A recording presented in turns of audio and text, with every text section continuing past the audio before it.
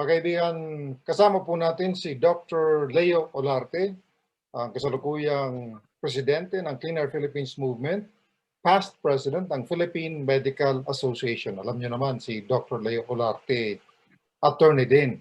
Kaya nitong nakalipas na isang linggo, napakarami ng mga meetings na kanyang pinuntahan. At may ingay talaga kung kayo'y nakapag-panood ng ilan sa mga hearing na yon, ay may ingay, may talagang mainit na talakayan. Pero siya mismo, pakwentuhin po natin. Dr. Leo, good morning at nandito tayo sa ating programang Lingkod Bayanihan.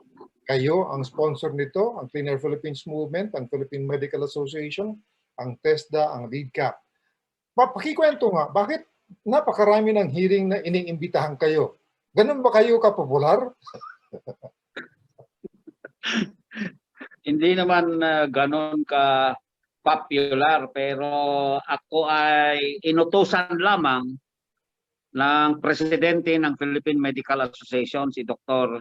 Benny Atienza. At inimbita siya ng House Committee on Good Government and Public Accountability para dumalo sa isang video conference last May 17, no? Alas 11 yan hanggang alas 5 ng hapon. Mahaba nga. So, makikita mo yung pagtiis namin, ha? Dahil kami ay bisita lamang at resource person kami, kahit kami ay may mga trabaho dahil di naman kami government employees, we are private practitioners, no? Binigyan namin ng kortesiya at respeto ang invitation ng Committee on Good Government and Public Accountability. Ang chairman dyan, si Congressman,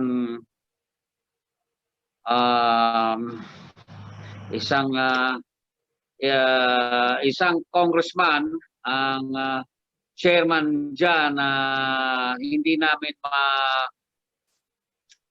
kami makapag refuse, no, sa invitation. Yes. Kaya kami ay nagpunta doon dahil ang chairman dyan ay si Congressman Michael Edgar Aglipay. Yes. So kami ay nagpunta doon with President Benny Atienza. Ang focus ng hearing nito, ang mga naunilnigan ko was about ivermectin o iba pang mga gamot. Ano ba yung gusto nilang malaman sa inyo sa panig ng PMA? Yes, kaibigang Andy, ang subject of the query was on ivermectin, no? Now, bukod doon, meron din kasing pahiwatig ang Philippine Medical Association sa kanyang mga kasapi, no, na huwag mag-prescribe ng mga gamot, not really specific sa ivermectin, pero mga gamot na hindi FDA registered. Yes. Kasi naman sa batas, bawal talaga ang doktor mag-prescribe ng mga gamot na hindi rehistrado. Kasi kontrabando yan eh. Pagka mga gamot na hindi FDA registered, bawal i-prescribe or i-promote ng mga doktor, no? Yeah. So nagbigay ng payo ang Philippine Medical Association dahil nakarating sa kanila na maraming mga doktor, may mga doktor, hindi naman marami, may mga doktor na nagre-reseta ng mga gamot na hindi rehistrado sa FDA. So, kaya kami inanyayahan dahil doon sa payo na binigay ng ating Philippine Medical Association President, Dr.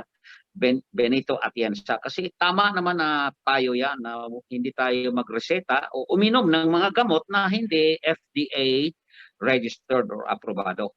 Of course. So doon sa hearing na yun, you made your stand on behalf of the PMA na gusto lang ninyong linawin. Kung doktor ka, mag-prescribe ka ng medisina, hindi ka pwedeng mag-prescribe na walang approval mula sa FDA, Food and Drug Administration approval. otherwise, kasi kung mag-prescribe ka talagang illegal and that could lead possibly to criminal charges against the doctor, di ba, Attorney Doc? Tama. Tama ka, kaibigan Andy. Bawal ang doktor mag-prescribe ng mga gamot na hindi rehistrado sa FDA, no? Maliban lang kung mayroong mga exceptions.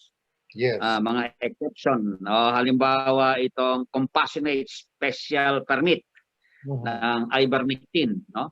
Compassionate special permit, compassionate use, bale, and yung emergency use approval na binibigay din ng FDA. Okay. Yun ang mga exception, no, na pwede tayo makapag-prescribe ng mga gamot na hindi rehistrado. Pero yan ay binibigay lang sa loob ng ospital sa mga pasyente kasi baka magkakaroon ng adverse drug reaction, serious adverse drug reaction, magagamot ka agad ng doktor yung pasyente. Pero kung nasa labas ng ospital, hindi pwede. Okay? So specific lang ito sa mga pasyente ng doktor na yon na binigyan ng authorization para mag-timpla ba mag-prescribe? Both ano? Ano ba yung authorization na binibigay sa doktor? Magtimpla ng medisina, mag-compounding o mag-prescribe din?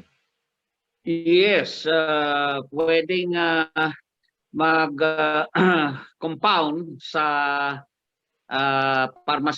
pharmacist, no? Pwedeng magpa-compound ng gamot na yung mga ingredients galing sa doktor, direction ng doktor, ipapa-compound niya sa pharmacist, no? Pero yan ay mga compounding, mga ginagamit yan nung matagal na panahon. Bihira ka lang makakita ngayon ng doktor na magpapa-compound ng gamot, no?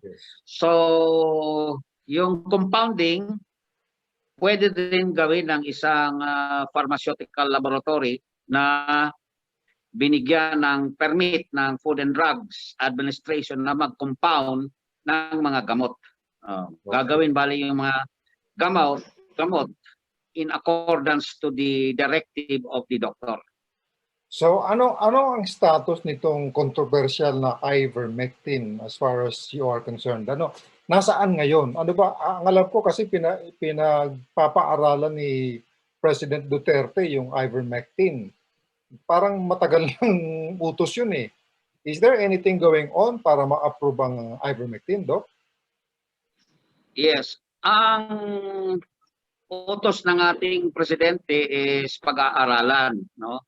Subject sa clinical trials, pero siyempre matagal yung clinical trials, ang resulta ng clinical trials. So wala pang resulta ang clinical trials dito sa Pilipinas, no?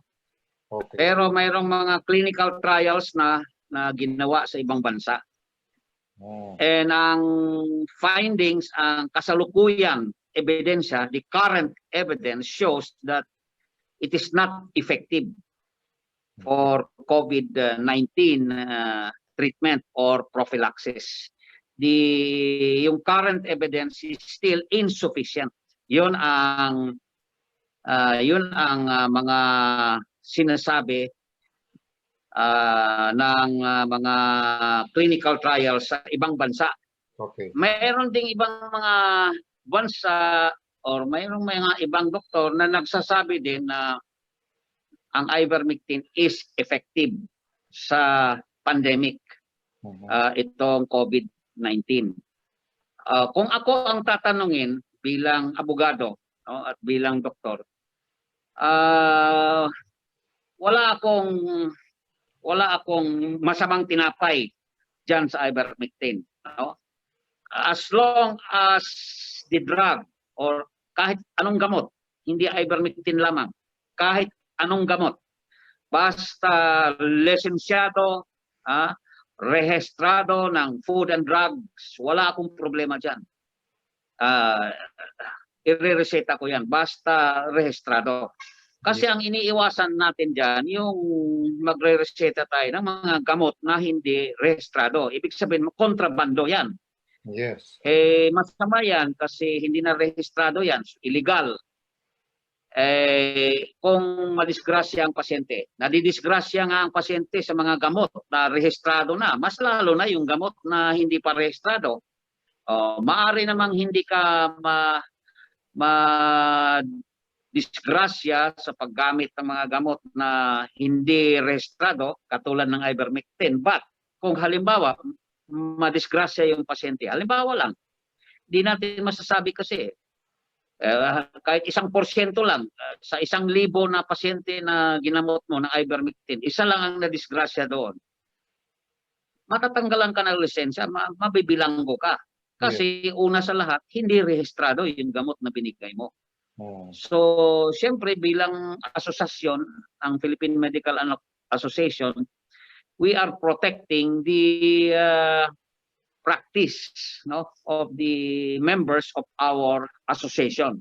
We do not want our members to be put into unnecessary risk, no, na matanggalan sila ng lisensya. We are compliant with the law, ibig sabihin. So, basta rehistrado. Basta rehistrado yung ivermectin, gagamitin natin yan. Wala tayong masamang tinapay dyan. Ang mahalaga sa amin is registered yung gamot at sumusunod tayo sa alituntunin ng batas. So, Doc, are you expecting any more hearings sa mga susunod na araw about other issues sa practice of medicine? Meron pa ba ikaw mga inaasahang hearing na pupuntahan this coming week?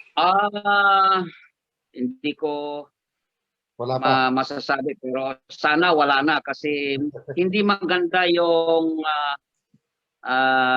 experience yung nangyari sa amin noong Mayo 17. Ang nangyari dito, nabastos kami doon sa hearing. Particularly si Dr. Atienza, yung presidente ng PMA.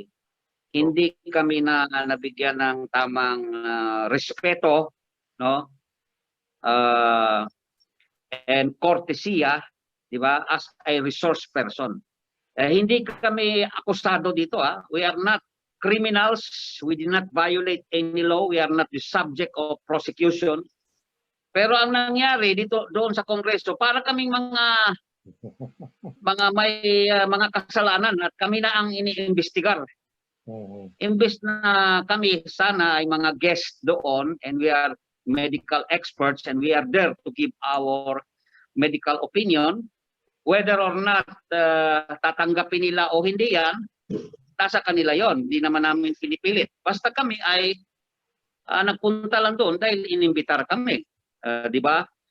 Yeah. So we went there and we are supposed to be friends, kaibigan ng committee. Kung baga nasa korte tayo, tinatawag kami sana na amicus curiae. Yun ang aming status. Amicus curiae, friend of the court. Na kung dito sa congressional hearing, dahil kami ay mga resource person at mga professional kami, mga doktor kami, mga espesyalista kami.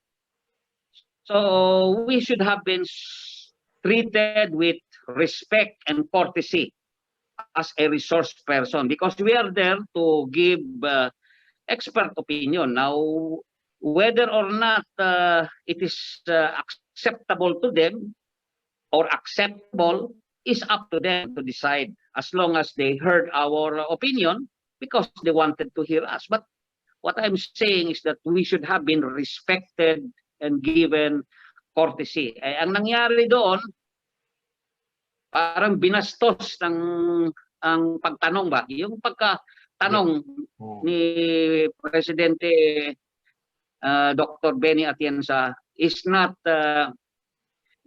acceptable, no? Hindi hindi ka katanggap-tanggap ang karakter, ang uri sa pagtanong sa kanya, no?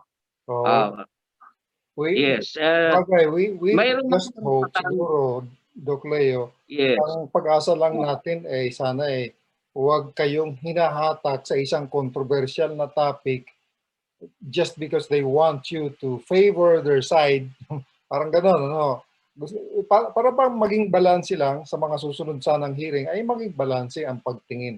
Ito yung isang bagay na hindi pa natin na pagkakasunduan, hindi inaayos, sinisikap ayusin, pero kapag kayo naman ay nasa mga hearing na ganyan, okay na yung sabihin ninyo ang inyong expert opinion at ang inyong pananaw bilang samahan ng mga profesional, samahan ng mga doktor sa Pilipinas. Sana po hindi na maulit yung mga ganon, Doc Leo. Siyempre, ang medisina is also like the practice of law. Parang abogado din yan. Parang abogado din yan. Kung mayroong 100 na abogado, mayroong 100 din na different opinions, no? Yes. 100 different opinions if there are also 100 lawyers. So, hindi pareho. Ganon din ang practice ng medisina. Hindi pare-pareho ang opinion ng isang doktor, no? Yes. But ang sinusunod namin is the majority opinion. And the standard opinion or the standard practice, meron kami tinatawag na standard of medical care na sinusunod ng maraming mga doktor, no? Opo. So, ang nangyari, ang standard of medical care dito is to follow the law. Kasi kung gusto mo ng ethical practice, no? Ang mga doktor kasi mayroon silang tinatawag na code of ethics. Code of ethics, no? And that code of ethics provides in Article 2, no, that an ethical doctor is compliant with the law. So, para ikaw ay magiging ethical in your practice, ikaw ay dapat sumunod sa batas. Now, kung sinabi ng batas na hindi ka pwede magreseta ng mga gamot na hindi rehistrado, hindi mo dapat suwayin yun. No? Now, ang isa pang tanong doon is yung off-label, the use of off-label drugs. Mayroon kasing malaking problema yung off-label drugs. No? Yung mga off-label drugs, delikado yon kasi mas lalo na dito sa ivermectin, hindi katanggap-tanggap na gumamit ng off-label prescription dito sa ivermectin. At ako ay tinanong kung illegal ba ang mag-prescribe ng off-label na gamot. Ang ibig sabihin ng off-label is that, halimbawa, itong isang gamot, ipalagay na lang natin, itong gamot na paracetamol, no? Ay gamot na para sa lagnat at para sa sakit, pain and fever. Yun ang label ng paracetamol, no? Pag sinabi mong off-label, ginamit mo yung paracetamol na gamot para sa sakit ng puso o sakit ng kidney o sakit ng utak. Pero ang indication, ang label ng paracetamol is only for pain and fever.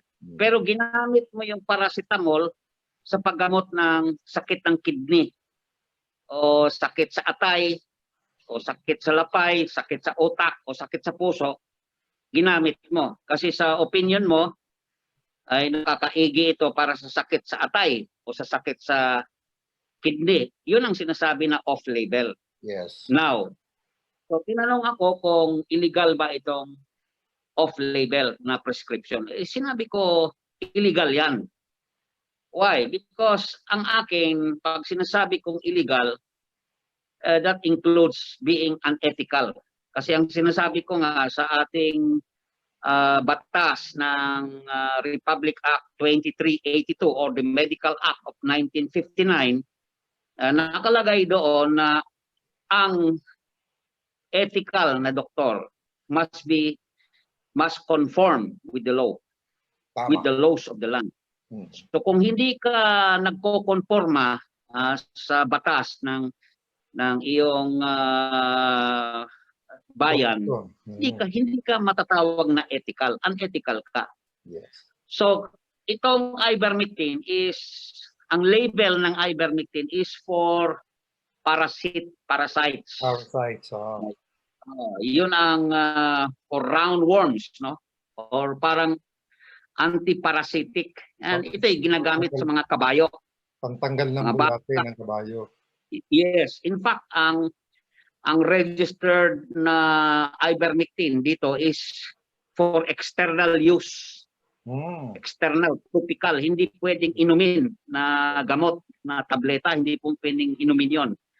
Ang kanyang label is for external use lamang. Okay. Now, ang label din niya is for roundworms o mga antiparasites. It is not indicated, ang label niya is not for viral diseases like COVID-19. Itong COVID-19, virus yan eh. Now, sa pag-aaral namin sa medisina, ang tinuturo namin, ang virus walang gamot.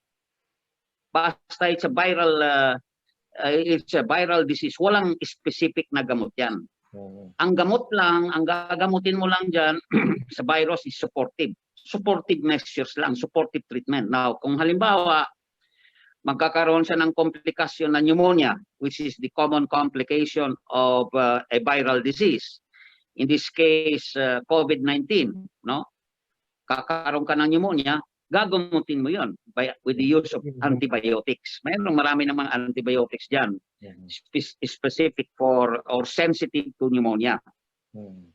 Pero COVID-19, wala talagang specific na gamot dyan. Kasi virus nga yan eh. So there is no specific medicine for a virus. Hindi naiintindihan kasi ng mga congressman eh. Sila nagsasalita lang, no? We understand that they are not doctors, but parang they are pretending that they are doctors at makipagdebate pa sa amin eh. Nakakahiya eh. Diba? Nakakahiya eh. Makikipagdebate ka sa doktor, ano ba ang credibility mo? Kaya nga. Diba? And also, second is, inimbitar mo kami. Hindi naman kami nagsabi na imbitahin niyo kami. Yes. We are giving our time free of charge. Eh, kung ako lang, ang dami kong trabaho eh. I'm a very busy person. Inabot ka doon. And to give my precious time, yung oras ko lang, napakalaking bagay yan eh. Right. Eh, itong mga congressman na ito, sweldado. They are paid to do that kind of job. Di ba? Sweldo, tayo nagbabayad ng buwis. Okay, so para masweldohan sila. Tayo, imbitahin tayo doon sa congressional hearing nila as resource person, walang bayad. Tapos, they will bully you, bubulihin ka pa doon. Ano ngayon ang reason bakit ka ibubuli? Right. Porque nagbigay ka lang, makapagbigay ka lang ng opinion mo which is not in accordance with their opinion, magagalit sila. Hindi naman tama yan eh. At saka yung pinapaliwanag mo ay opinion, stand, paninindigan ng asosasyon. Exactly. And it is better to hear the opposing side para magkaroon ka ng balance. Kasi doon sa congressional hearing, meron ding mga doktor doon na pabor sa ivermectin. Yes. No? But kobo nga, ako, pag narehistro yung ivermectin, gagamitin ko. I-prescribe ko. Walang problema sa akin. Eh. Correct. Ang akin, I'm not after whether it is effective or not. What I am after is that is it legal to prescribe it. Kasi pag hindi legal, siyempre, ipiprescribe ng mga doktor yan. Kung aksidente yung mga pasyente, mayroong masamang mangyayari. Labas mo kasong medical malpractice. Tama ba, Doc? Magkaroon ka ng medical malpractice. Sasabihin lang ng kabilang partido na doktor, nag-prescribe ka ng gamot na hindi rehistrado sa FDA. Oo. So, hindi maganda. Hindi maganda na gagawin ng mga doktor yan. So for us, we just want to be compliant with the law, no? Na kung hindi rehistrado, hindi natin i-prescribe sa ating mga pasyente kasi hindi rehistrado sa ating food and drug. Alam ko Oo. naiintindihan naman ng mga nanonood dyan sa ating mga kababayan, naiintindihan yan. Sana rin yung mga mambabatas natin ay maintindihan din nila na kailangan nilang balansehin. You speak on behalf Correct. of the Philippine Medical Association. You represent hundreds of doctors all over the country. Kaya kung ano yung Thousands. yes, thousands. Kung ano Mayroong- yung prinsipyong sinusunod Yeah. ninyo, yun ang paninindigan mo. We understand that, Dr. Leo. Beno, Exactly. So magbago lang tayo ng konti dun sa iyong specialization bilang orthopedic surgeon, ano? Kasi tinamaan tayo ng COVID. Alam kong marami kang mga pasyenteng siguro din nabinbin o kaya na-hold yung kanilang treatment. Ano pang naging impact ng COVID-19 sa mga orthopedic surgery operations? So yung panggagamot mo sa mga tinitingnan ng pasyente doon. okay. Ang mga orthopedic surgeons ay mga espesyalista sa sakit ng kasukasuhan, buto, sa mga buto-buto, no? Kasukasuhan, muscles, ligaments, tendons. Yun ang specialty ng mga orthopedic surgeon. Yes. Okay. So, halimbawa, na-disgrasya ka sa motorsiklo. Ngayon, maraming mga nagmumotor, di ba? Ma-disgrasya ka sa motor. Nabali yung paa mo, nabalian ka, or nadulas ka sa bahay. Di ba? Nadulas ka sa bahay, matanda ka na, nagpunta ka sa kubeta, madulas yung kubeta, nadulas ka doon ng konti, natapilok ka, nabali yung paa mo or nabali yung bibig mo. Actually, totoo, maraming mga nangyayaring ganyan ngayon. Yes, yes. Madulas ka lang o natumba ka, nabalian ka, or nagkaroon ka ng dislocation, na-dislocated yung siko mo, yung elbow, or yung hip joint mo na dislocated, or nagkaroon ka ng compression fracture dito sa likod, sa spine. Yan ay mga kailangan ng specialista yan. And ang doktor na gumagamot dyan, kami, mga orthopedic surgeons. Yes. Okay, so ang aming mga ginagamot ngayon lang is yung mga emergency lang talaga. Emergency lang. But kung maaari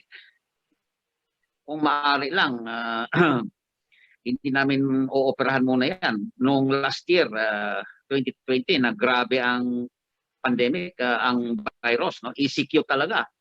Hanggang maaari, hindi kami mag-oopera. So yun ang isa sa mga impact sa inyo. At emergency, kung mga ordinary kaso, postpone muna. Tama ba? Yes. So yung mga elective, yung tawag na elective surgery na pwedeng makaantay, hindi muna namin ooperahan. Conservative treatment muna. Isisementohin muna namin yan. Ilalagay namin sa cast. Yung tinatawag na cast o plaster cast. We will delay the surgery kung maaari. Kasi elective naman, hindi naman emergency. So, yan ang nangyari sa practice namin. No? As much as possible, if we can avoid the surgery, we will avoid it. Usually ba itong mga operasyon, Doc? Usually ba ang mga operasyon ba ng orthopedic patients, yung mga surgery na yan, saan ginagawa? Sa mga hospital ba yan or meron kayong sariling clinic na pwedeng gawin yung surgery?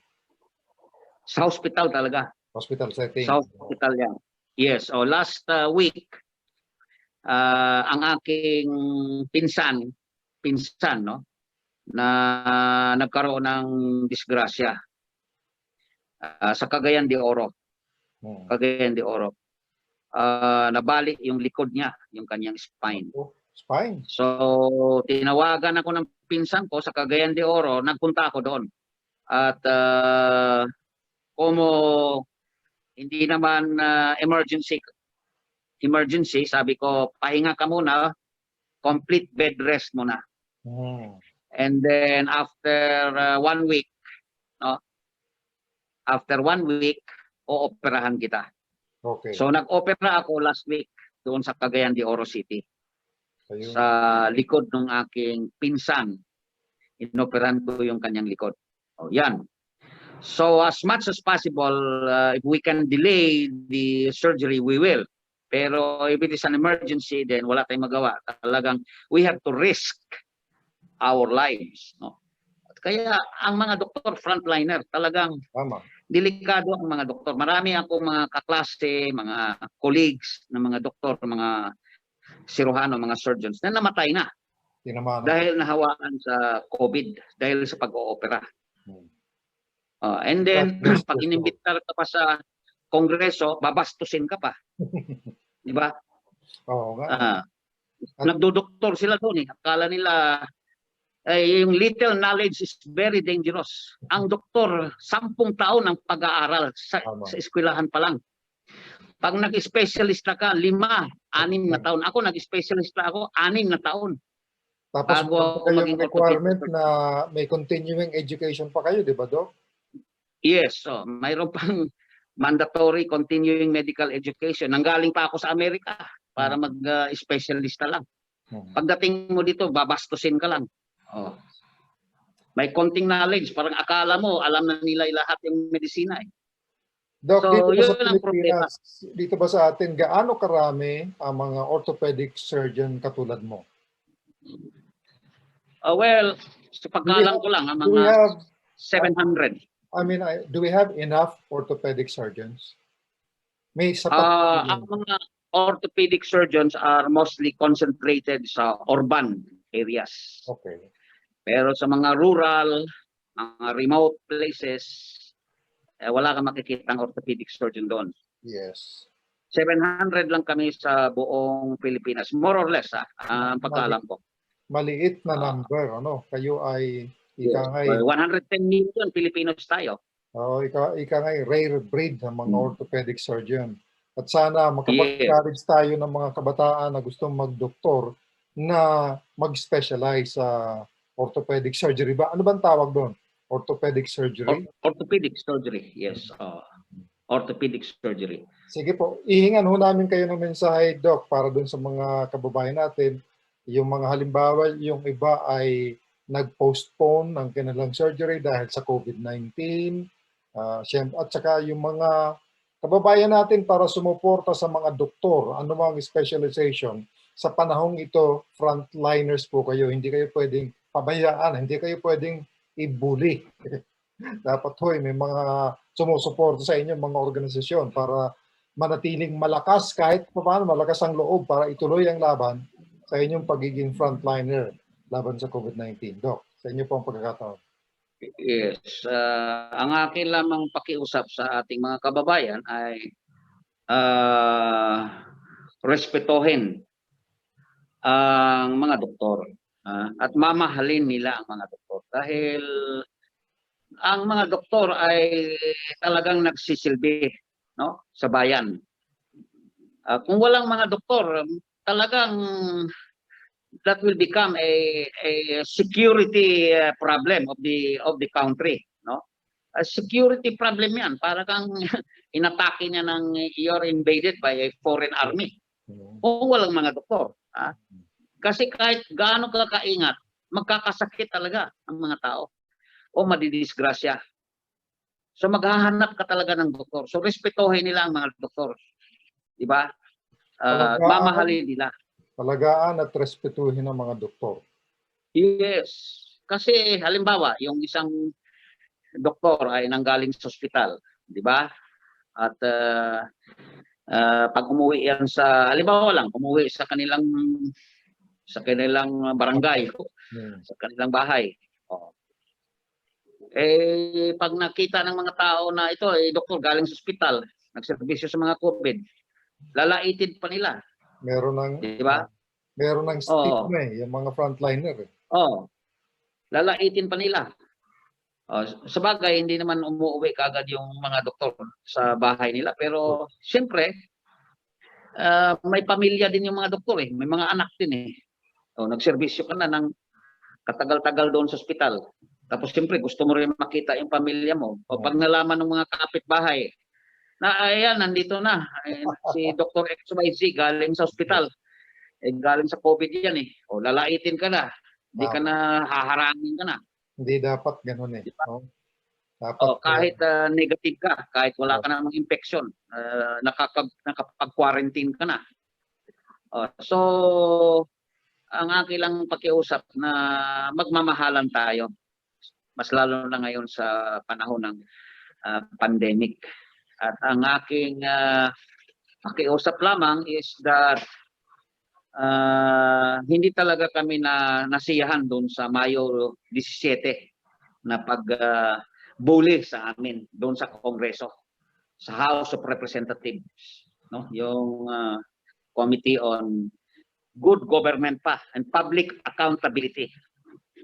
Kaya hindi ako nasisiyahan. Nagkataon lang na si Dr. Benny Atienza ang binanatan. Pero kung hindi na unstable yung aking wifi, no? Yung wifi, nawala yung wifi ko bigla. So nawala ako doon pero tapos na akong na-interview, no? Tapos na ako na cross-examine. Pero siyempre pag mga cross-examine hindi ako natatakot pagka binuli ako, babawi ako. Hindi pwede na tatapakan ng karapatan ko. Hindi naman tayo binabayaran sa pagpunta doon sila bayad. Itong mga congressman bayad.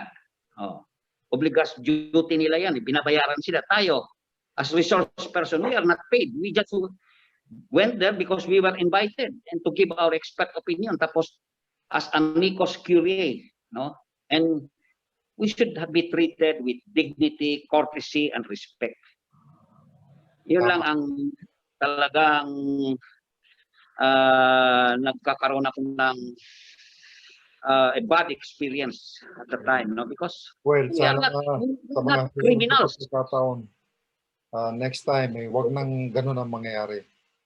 Yes. You should be afforded more respect. You should be considered as friends kasi nandun kayo to give your opinion, your expert opinion, para ipaalam sa bayan.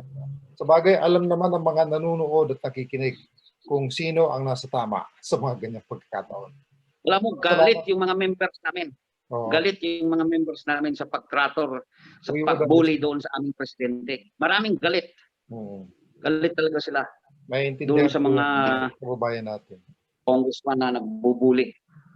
Doc, maraming salamat sa pagkakataong ito at sa ngalan po ng ating mga tagapanood, tulad ko, ako'y ang tagahanga mo rin, ang mga doktor.